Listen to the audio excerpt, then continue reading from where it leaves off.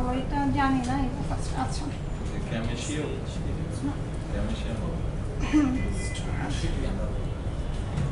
আচ্ছা আরেকটা কথা আমি এখানে স্পষ্ট করে বলে রাখতেছি এখন তো ভিজুয়াল স্টুডিও 15-17 অনেকের বাসায় ইনস্টল করা বাট যেটা হবে আমি এখানে ভিজুয়াল স্টুডিও 13 এ কোড করব আপনারা প্র্যাকটিস করবেন 13 এ এসকিউ সার্ভার 12 আপনার বাসায় যেটাই করেন না কেন প্র্যাকটিস করবেন 12 যদি ভার্সনিং এ ঝামেলা হয় সাপোজ এখানে আপনি 13 এ করতেছেন 12 এ করতেছেন বাসায় যেটা অনেক আপডেট 17 কিংবা 15 কিছু একটা বাট এখানকার কোড কিন্তু এখানে ইজিলি সাপোর্ট করে যাবে বাট আপনারা যখন ওই পিসি থেকে প্রজেক্টের কাজ করে আনবেন হ্যাঁ প্রেজেন্টেশন হবে এই পিসিতে সেই ক্ষেত্রে কি এখানে রান হবে 13 এ 15 এটা 13 এ রান হবে না রান হবে 13 এটা 15 এ রান বাট ওটা তো আমার দরকার নেই কিন্তু এখানে দেখাইতে গেলে তো ধরা গেল হ্যাঁ তো যাদের সিস্টেম কি 15-17 আমি সফটওয়্যার প্রোভাইড করব এখান থেকে আমাদের এখানে যা যা লাগে ভিজুয়াল স্টুডিও তারপর যেটা হচ্ছে এসকিউ সার্ভার রিশার্পার আপনারা সিস্টেম এভাবে ম্যাচ করে নেবেন এইখানে যেভাবে করতেছেন এইভাবেই করবেন নয়তো যেটা হবে ওই যে ভার্সনিংয়ে মিসম্যাচ হবে হ্যাঁ তখন ওই যে প্রজেক্ট প্রেজেন্টেশন কিছুই করতে পারবেন না মানে রানই করতে পারবেন না সেই ক্ষেত্রে ঝামেলা হবে আচ্ছা যারা শুরুতে ভিজুয়াল স্টুডিও কি করবেন ইনস্টল দিবেন তাদের ক্ষেত্রে যেটা হবে স্টার্ট পেজ থাকবে আর যারা ভাবেন যে আমি স্টার্ট পেজ কেটে দিলাম তাহলে যেটা হবে স্টার্ট পেজটা নর্মালি আসবে সেই ক্ষেত্রে আমরা এখান থেকেও নিউ প্রজেক্ট নিতে পারি আর যেটা হচ্ছে ফাইল নিউ প্রজেক্ট আমরা আজকে অনেক মিনিমাল কোড দেখবো জাস্ট ভিজুয়াল স্টুডিওর সাথে পরিচিত হন ওকে আচ্ছা এইখানে আমরা যেসব দেখতেছি এইগুলোকে আমরা টেমপ্লেট বলি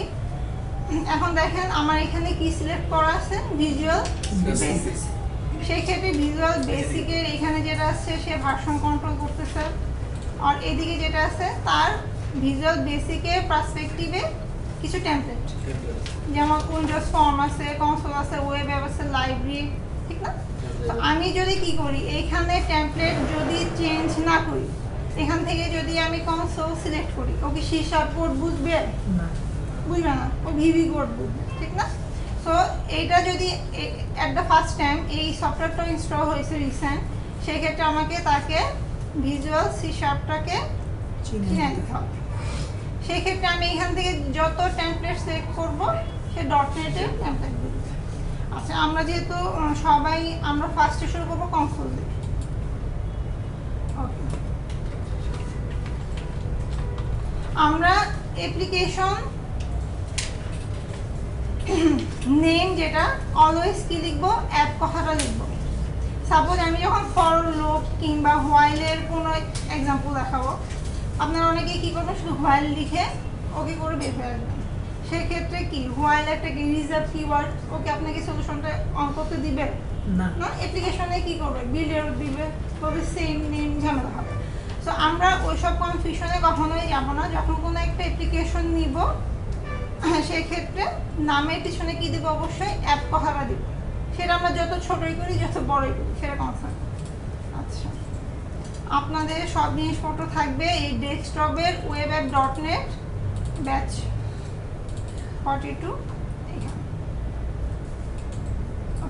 আপনারা এইভাবে ফোল্ডার করে নেবেন নয়তো যেটা হবে যে আপনাদের পিএইচপির পিপল যে আপনার যেমন পিএইচপিতে বসেছিলাম ঠিক না সেই ক্ষেত্রে কিছু একটা করতেই পারতেন দেন তারপরে মনে হয় আল্লাহ আমি তো পিএইচপিতে .NET না এইভাবে কিন্তু ওনারাও করবেন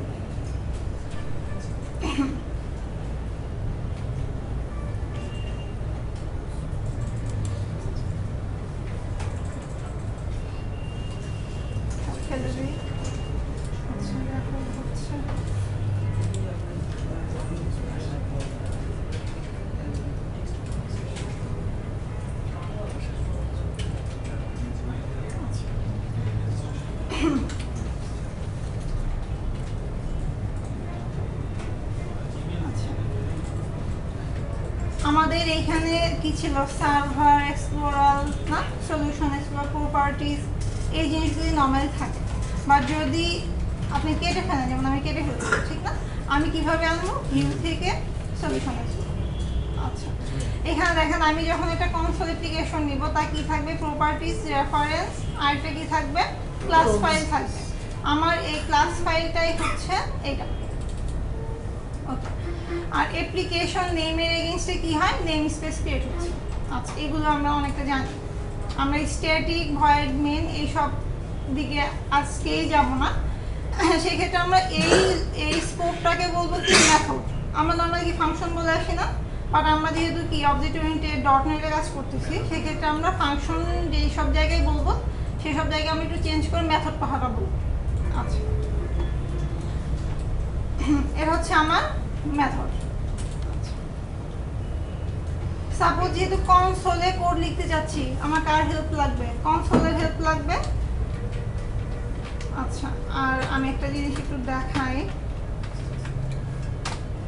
আপনাদের যাদের বাসায় যে রিশার্পার, এখানে আমাকে সাপোর্ট দিচ্ছে না, যাদের রিশার্পার নাই তারা আমি যখন সফটওয়্যার দিব ওখানে রিশার্পারটা দিয়ে নেব, রিশার্পার ইনস্টল করে নেবেন, তাহলে আপনার কোড করতে ইজি হবে, টাইম কম লাগবে।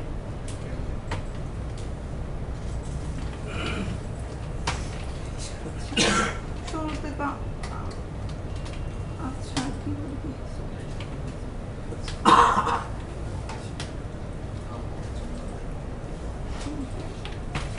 ম্যাম রিশার্পারের কাজটা কি? আচ্ছা দেখাচ্ছি। ও আপনাকে কিছু মানে আমরা কি করি, বিল্ড এরর যেগুলো থাকে না, হ্যাঁ, বিল্ড এররগুলি মানে যেন কম হয় আপনার অ্যাপ্লিকেশনে, ও আপনাকে কিছুটা হেল্প করবে। আর ও যেটা করবে যে রিলেটেড টপিক সম্পর্কে সার্চ করে দিবে আপনাকে, যে আমি কনসোল লিখতে যাচ্ছি, আপনি যখন CON দিবেন তখন ও কি করবে, CON রিলেটেড কিছু জিনিস আপনাকে সাজেশন করবে, তাহলে আপনাকে হোল ওয়ার্ডটা লিখতে হচ্ছে না। ম্যাম এটা কি ম্যাম এটা কি অনেকটা শর্টকাটের মতো? না, শর্টকাট না, এটা একটা টুল। এটা রিফ্রেক্টরের জন্য বেসিক্যালি আমরা ইউজ করি। হ্যাঁ, রিফ্রেক্টর আস্তে আস্তে দেখবো, সমস্যা নেই। আর যাদের নর্মালি যেটা হয়, স্ক্রিন যদি দেখা না যায় পিছন থেকে রেসপন্স করবে, অনেক সময় মনে থাকে না। ওকে,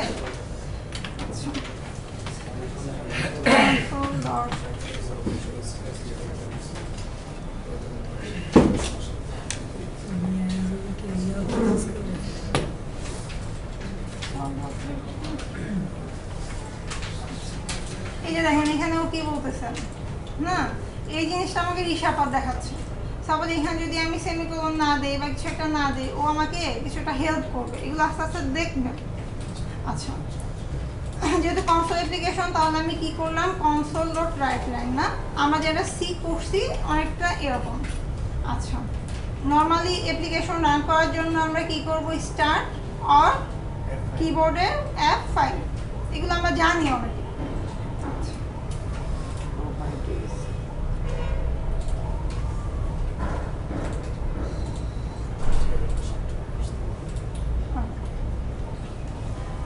হ্যালো ওয়ার্ড চলে আসছে, জাস্ট আমি প্রিন্ট করে দেখলাম।